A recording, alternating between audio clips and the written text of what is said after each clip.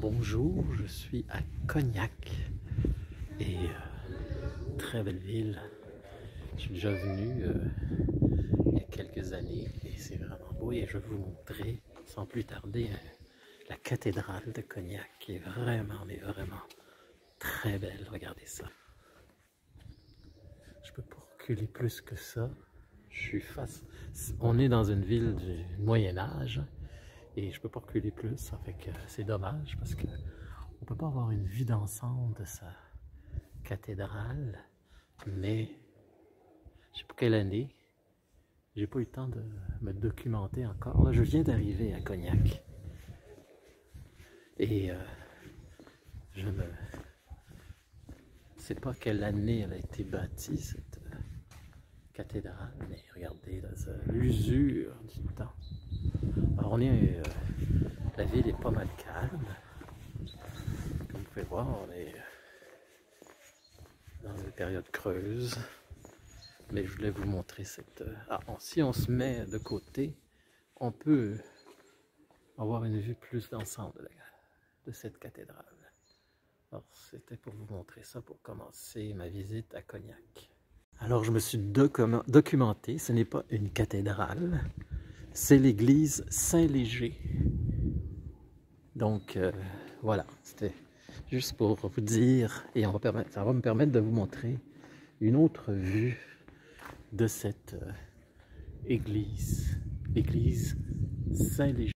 Malheureusement, elle est fermée, mais elle date, cette église, elle date du XIe siècle. Donc l'église Saint-Léger à Cognac. Alors vous allez retrouver des salamandres un peu partout, comme ici, dans cette chocolaterie. Pourquoi? Ben ça, je vais vous expliquer un peu plus tard. Alors je suis dans l'église Saint-Léger, que je vous ai montré de l'extérieur. Alors ça, c'est le premier édifice que je vous montre de Cognac.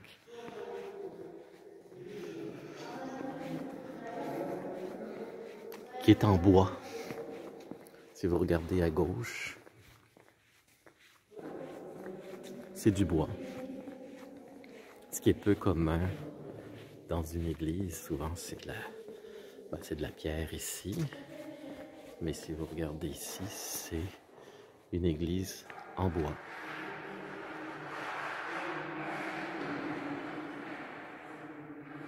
C'est original. Et là, on va aller visiter le château de François Ier. On va quitter l'église pour s'en aller dans le château de François Ier. C'est pour ça que je vous montrais la salamandre et j'allais vous expliquer pourquoi. C'est que François Ier, son image fétiche, c'est la salamandre. Donc vous allez retrouver des salamandres un peu partout à Cognac, qui est une ville associée à François Ier, parce qu'il y avait son château. Je suis sur la rue Saunier, si je ne me trompe pas, et je suis en face de ma première dégustation que je viens de faire. Alors je suis déjà de bonne humeur. Et je vais vous montrer la place où j'ai dégusté mes premiers cognacs. Alors ici, c'est chez Rouillet-Franzac. Alors c'est vraiment pour ceux qui veulent goûter du bon cognac. Les personnes sont charmantes, sont très accueillantes. C'est ils ont des super bons produits. Et j'étais le premier Québécois, même Canadien, c'est ce que disait la dame, qu'elle recevait dans son magasin. C'est des producteurs de cognac, mais c'est le magasin du producteur. Donc, c'est les premiers, j'étais les premiers du Québec et même du Canada à venir goûter à ses produits. Donc, je suis très content d'avoir fait honneur à ces produits-là parce qu'ils étaient excellents. Alors ça, c'est ma première dégustation. Vous avez juste en face, mais là, c'est plus l'usine. à ne pas faire, bah, si vous venez à Cognac, vous pouvez le faire, c'est chez NSI. Mais moi, je l'ai déjà fait, parce que c'est la deuxième fois que je viens à Cognac. C'est vraiment l'usine à touristes. Alors, il faut prendre un rendez-vous. Et là, il faut payer pour visiter. Et c'est très, ce qu'on appelle du staging. C'est de la mise en scène. Donc, c'est pas très intéressant. Mais si vous êtes à Cognac, vous pouvez toujours faire la visite de NSI. Moi, je vous conseille plus. C'est gratuit, la dégustation, chez Rousset-Sanzac. Excusez-moi, j'ai accroché le bout. Chez Rouillet-Tranzac, c'est aussi bon que du NSI. Et ils ont des produits différents.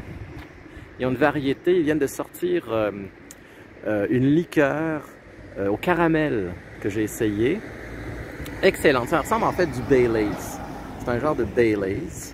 Donc ceux qui aiment le Baileys, ils ont un produit comme ça. Et tout ça, vous pouvez goûter, c'est gratuit. Et tandis que juste en face, chez NSI, ben, vous payez pour un produit que, dans le fond, vous pouvez vous procurer n'importe où. Tandis que le Rouillet-Tranzac, il n'exporte pas au Canada parce que c'est trop compliqué. C'est une petite boîte. C'est pas NSI, donc vous pouvez pas goûter à ça ailleurs qu'ici. Et c'est gratuit, c'est charmant et très accueillant. Ils sont très accueillants. J'étais content de me dire que j'étais le premier Québécois chez eux. Et elle était triste d'ailleurs, parce que comment ça se fait qu'il n'y a pas plus de tourisme? Évidemment, elle comprenait avec la question de la COVID. Et les gens viennent, ce qu'elle me disait, les gens viennent à Paris, mais ils ne descendent pas en province. Je parle pas des Européens, mais des Américains et des Canadiens. Et des Québécois, par le fait même. Bon, c'est ça. Alors, je m'en vais je suis sur le quai de Cognac, là où tout partait à l'époque, où tout se faisait par bateau. Alors, c'est ici. Maintenant, c'est plus plaisancier. Il n'y a plus rien d'un port. Oui, c'est un port parce qu'il y a des bateaux, mais c'est pour les touristes. Et c'est assez calme, comme je dis. Les touristes sont plus ou moins là. La première fois que je suis venu, c'était bourré de touristes. Vous voyez la salamandre ici, symbole de François Ier. Vous allez la retrouver partout. C'est sa ville. Et c'est ça, on s'en va d'ailleurs vers son château. On marche vers le château de François Ier. Ce qui est très intéressant aussi, si vous venez à Cognac, c'est que vous visitez le château et c'est à la fois un château et une distillerie. Fait que vous faites à la fois la visite du château de François Ier et ensuite il vous explique comment est fait le cognac. Je peux vous en donner une idée. Je ne suis pas un spécialiste, mais je peux vous en donner une idée. Ça c'est l'entrée, vous voyez, de NSI, du cognac NSI. Très grandiose, vous voyez. On reconnaît le logo NSI. Alors, pourquoi le cognac est-ce qu'il est? Pourquoi c'est une liqueur aussi reconnue, aussi raffinée? C'est par son image, c'est par sa préparation. Alors, contrairement aux autres produits distillés, souvent les produits distillés, c'est ce qu'on appelle un seul passage. On bout seulement une fois le produit qui va faire l'alcool et c'est tout. Ça fait des produits plutôt, comment dire, rugueux à la gorge. Le cognac, lui, on appelle ça double bouille, double passage. Ce qui fait un produit beaucoup plus raffiné, beaucoup plus doux et beaucoup plus dispendieux aussi parce que ça prend 2 passages. C'est pour ça que le cognac est plus cher. Et quand vous regardez les murs, alors ça c'était la fabrication du cognac. Alors c'est comme un alcool comme les autres avec un alambic, mais on le passe 2 fois dans l'alambic. C'est ça la grosse différence. Si vous regardez d'ailleurs, petite particularité de cognac, les murs sont tous noirs. c'est pas le temps qui fait que c'est noir par la saleté qui s'accroche à la pierre par le temps. C'est les vapeurs de l'alambic qui fait ça. Alors ces vapeurs-là font noircir les murs. Alors si vous allez à Cognac, les murs des maisons sont blanches, mais en fait elles étaient blanches. Elles ne sont plus blanches parce que, à cause du fait que ces vapeurs dues à l'alambic qui fait le cognac, ben ça fait noircir les murs. Donc ça, c'est une autre particularité. Donc la double bouille, le double passage dans l'alambic fait le cognac. C'est, je pense, la seule eau de vie qui fait ça. En fait, c'est sa particularité. Et ces vapeurs qui noircissent les murs, c'est une autre chose que je voulais vous dire. Je ne suis pas un spécialiste du cognac, loin de là. Même si c'est toujours agréable à boire. Alors, vous voyez, ça c'est le château de François Ier, qui est tout noir, dû aux vapeurs du cognac, de l'alambic. Alors, on va aller visiter ce fameux château, qui est un monument historique. En fait, c'est pas le château, c'était la porte Saint-Jacques du 15e siècle. C'est pas le château, je m'en excuse. Donc, on va aller au château. Alors, j'imagine que c'est ça. Je suis déjà venu, mais ça fait longtemps. Fait que je me souviens pas trop où était le château.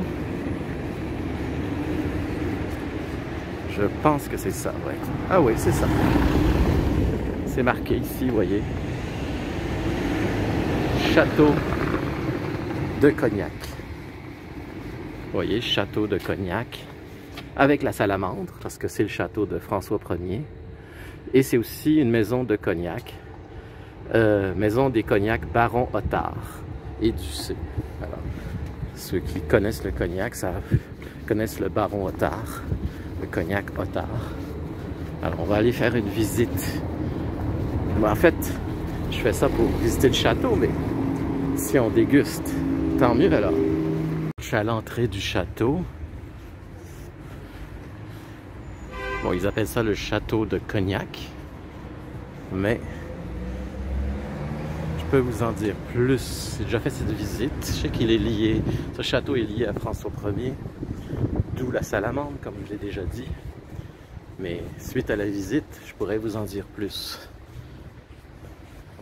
Donc, je vais aller faire une visite guidée et dégustation par le fait même. Alors, je suis chez le Baron Otard, qui est le château. Alors, je peux pas tout de suite faire la visite, c'est à 16 h. Alors, c'est cet après-midi à 16 h.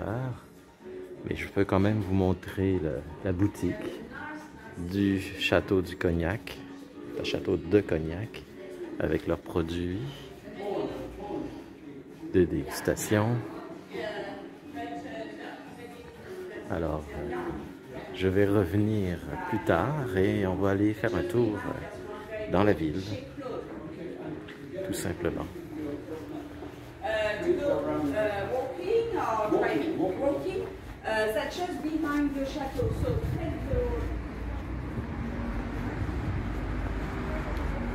Alors, c'est ça. Comme je disais, ce qui est intéressant dans cette dégustation, si vous venez à Cognac, c'est que vous faites une visite du château. Et il y a une salle dans ce château-là qui est assez incroyable. J'espère qu'on va pouvoir filmer. Je vais aller m'informer et je vous dirai ça si on peut filmer. Et ça va être tout pour ici. Alors, bonne nouvelle, j'ai demandé à une personne qui travaille là si on pouvait filmer et elle m'a dit il n'y a pas de problème, et que vous pourrez visiter, pendant la visite je pourrais vous montrer ça à 16 h, de quoi a l'air ce château extraordinaire. Je l'ai déjà fait et je suis content de le refaire avec vous parce que j'avais adoré ça. François Ier, juste pour vous situer, c'est un des rois les plus importants de France. C'est lui qui a créé la France moderne. Ben moderne, la France qu'on connaît plus artistique, parce que c'est le père de la Renaissance française. Il s'est basé sur la Renaissance italienne. Il adorait la Renaissance italienne, c'est cette période-là. Et lui, s'est inspiré de cette Renaissance italienne pour créer la Renaissance française. Donc, il a donné à la France des lettres de noblesse sur l'art, l'originalité, la créativité, toute cette Renaissance italienne qui a fait que l'Italie est ce qu'elle est aujourd'hui et ce que la France maintenant est aujourd'hui. Donc, c'est le berceau de la culture française, si vous voulez. Avant ça, oui, il y avait de la culture, mais on était plus au Moyen-Âge. Alors, il a sorti la France du Moyen-Âge pour devenir la France, aller vers la France des Lumières. On connaît bien la France des Lumières, qui est toute cette France qui rayonnait dans le monde. Donc, c'est lui qui est un peu à la base de tout ça.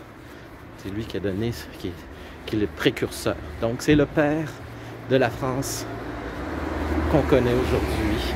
Donc, c'est pour ça que j'ai une grande...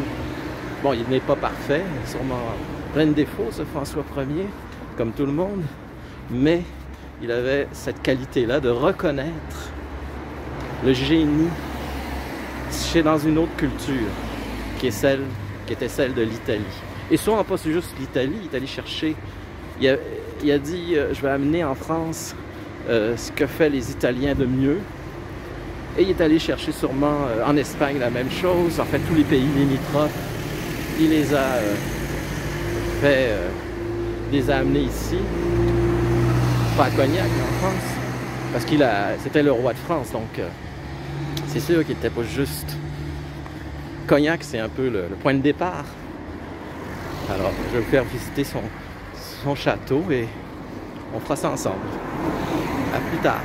Alors voici la photo de François Ier, ce fameux personnage, toujours à Cognac évidemment. Alors vous voyez, c'est un personnage très important pour Cognac, puisque là on est sur la place centrale. Et qu'est-ce qu'on retrouve sur la place centrale? Ben, ce fameux roi qui a marqué l'histoire. C'est un peu difficile à filmer parce que si je recule, je suis dans la rue. Et dans la rue, ben, c'est un rond-point, comme vous pouvez voir. Les autos arrivent et c'est pas évident. Donc, je me recule. Là, je suis à contre-jour. L'autre bord. L'autre côté, ça va être plus facile. Je ne serai pas à contre-jour. Voilà. Voilà le roi François Ier dans toute sa splendeur sur son cheval.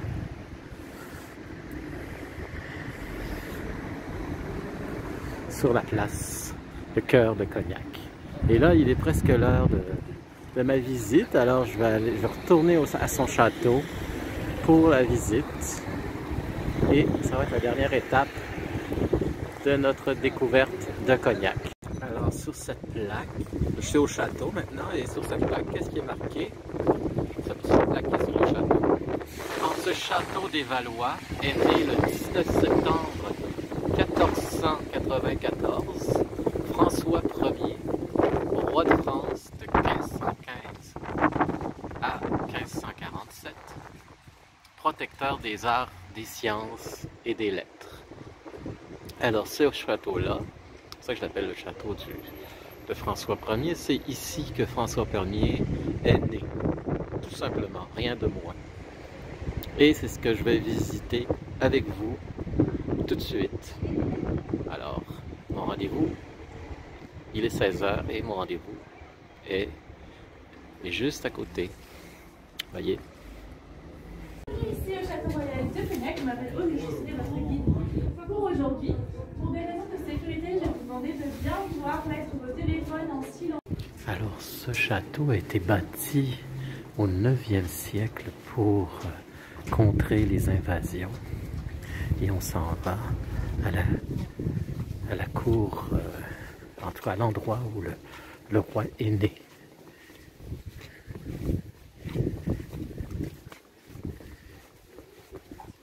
Le roi François Ier, évidemment. Alors, on est à l'intérieur du château.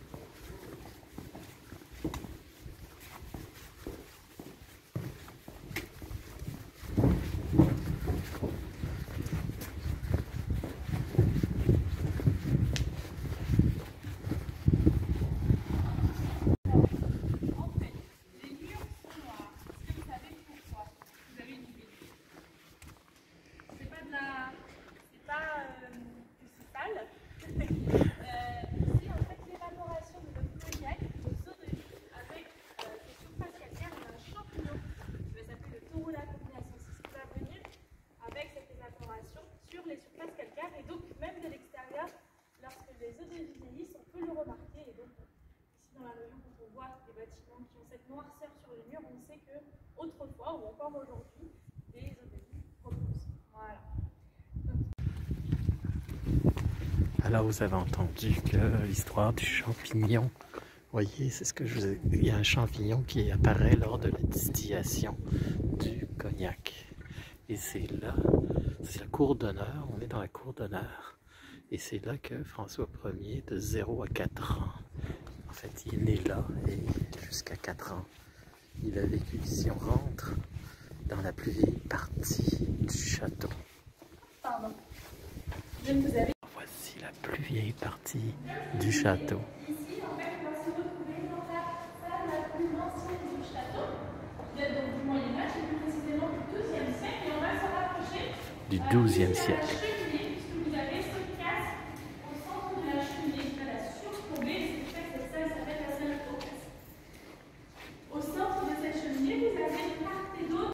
Alors vous avez la cheminée ici, avec l'emblème des Valois.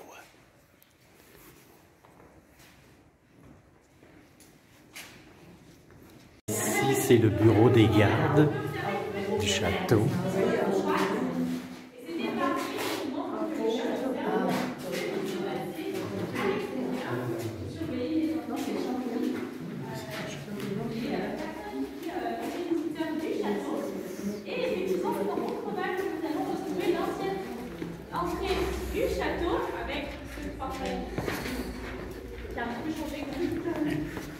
Mais voilà, on dit que François Ier aimait vraiment venir ici, récupérer son cheval et déambuler, repartir.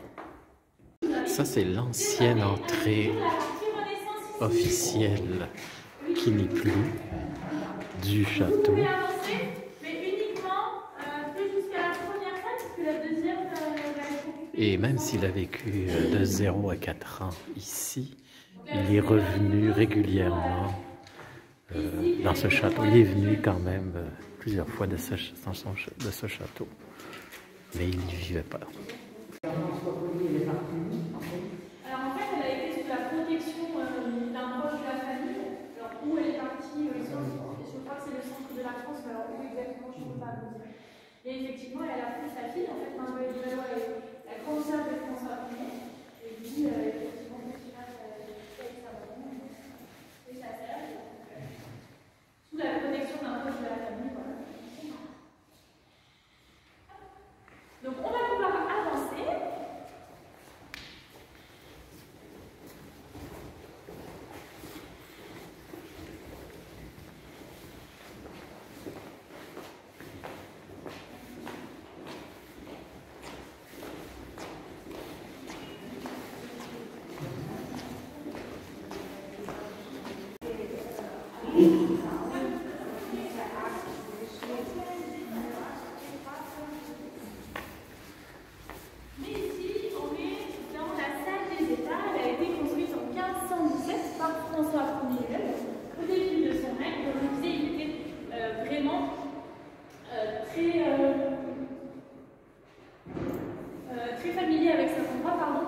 tenait particulièrement. Donc, il a voulu construire cette salle pour y recevoir les plus grands de ce monde, donc d'Angleterre, de la papauté, des républiques italiennes, mais plus particulièrement du monde entier. Et c'est ici que les banquets sont passés. Et c'est également aujourd'hui une salle, comme vous pouvez le voir, où nous avons énormément de réceptions, de mariages, de baptêmes, etc. Et même des concerts de musique, puisqu'il y a l'acoustique qui est parfaite. De cette architecture Renaissance, puisqu'il était particulièrement... Ce serait Léonard de Vinci son protecteur, mais reconnu en tant qu'architecte. qui aurait construit cette salle de bal. Son ami Léonard de Vinci aurait donc construit cette salle de bal.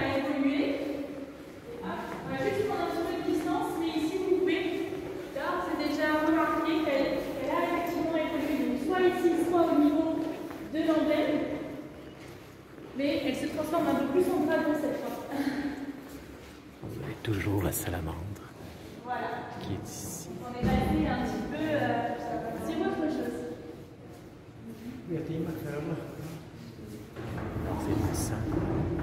C'est une salle de bal de type Renaissance. L'architecture ici de type Renaissance. Je vous laisse prendre quelques photos encore si vous le souhaitez et nous allons nous diriger vers la salle des gardes que nous venons de traverser. Et ce serait, comme je dis, François Ier revenait régulièrement ici et c'est lui qui donc a fait construire cette salle pour recevoir, comme elle a dit, tous les grands de ce monde.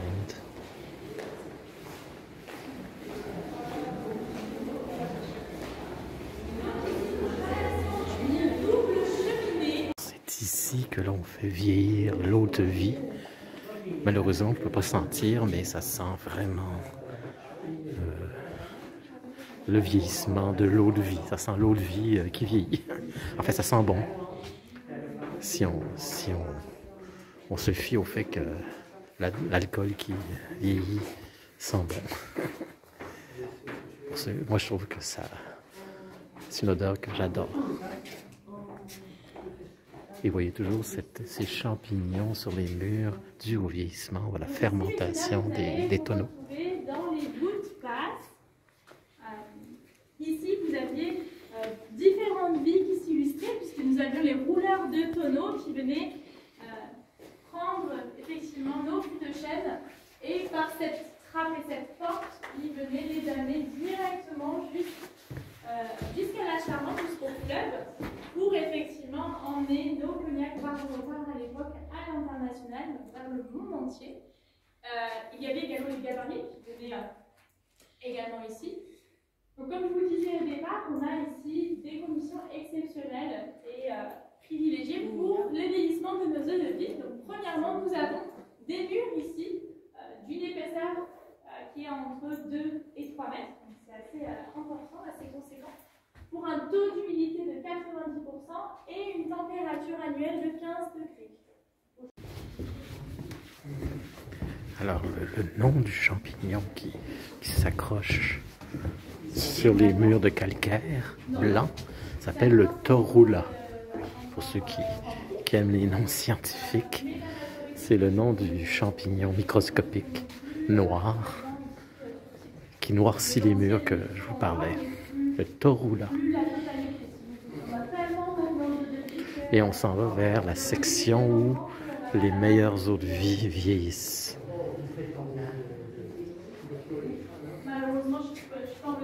Alors on s'en va dans l'ancien cachot où se trouvent les plus anciennes eaux de vie. Le paradis, vous voyez. Il y a des eaux de vie qui datent de plus de 1800, des années 1800. Das hat sie dann auch geschrieben, hat sie nicht gesagt. Aber eben, sie nicht so. Die sind wenig, die noch zur Ausstellung. Alors, c'était ici. C'est là que on retrouve. Alors ça, c'est l'ancien cachot où la réserve des alcools, des eaux de vie les plus dispendieux, comme 1800 1850. Et ils appellent ça le paradis. Parce que c'est là que se trouvent les meilleures eaux de vie.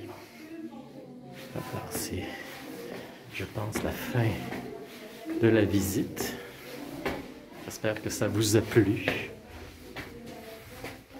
Parce que là, on ressort du château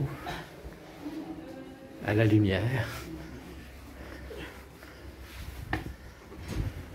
Alors, ce que je sais, c'est qu'on va faire une visite maintenant plus technique sur la fabrication du cognac. Ça va être aussi intéressant après la visite du château.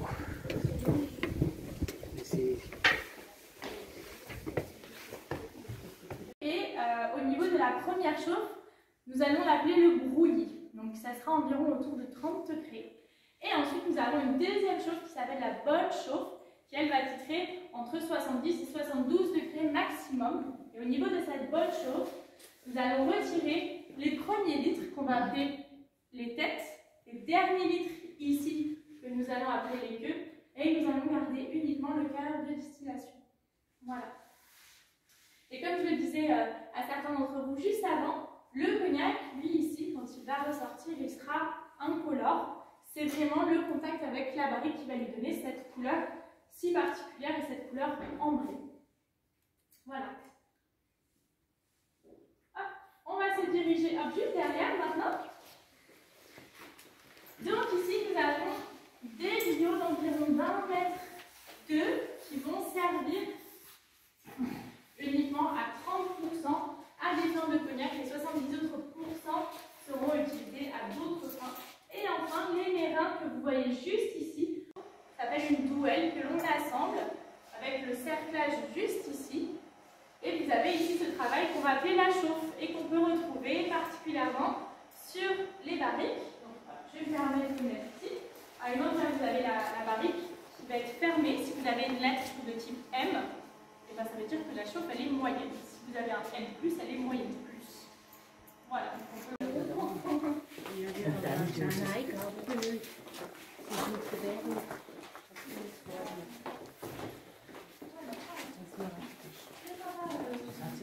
C'est sympa? Peut-être. Je sais plus, mais je crois que oui. En tout cas, il était bon. Exactement. Donc voilà, ici, on va se retrouver dans un chai où on a des eaux de vie qui sont beaucoup plus jeunes, puisque les tonneaux le sont également. Maintenant, nous allons nous diriger à l'étage, où nous allons retrouver l'ancienne chapelle où a été baptisé François Ier 3 jours après sa naissance.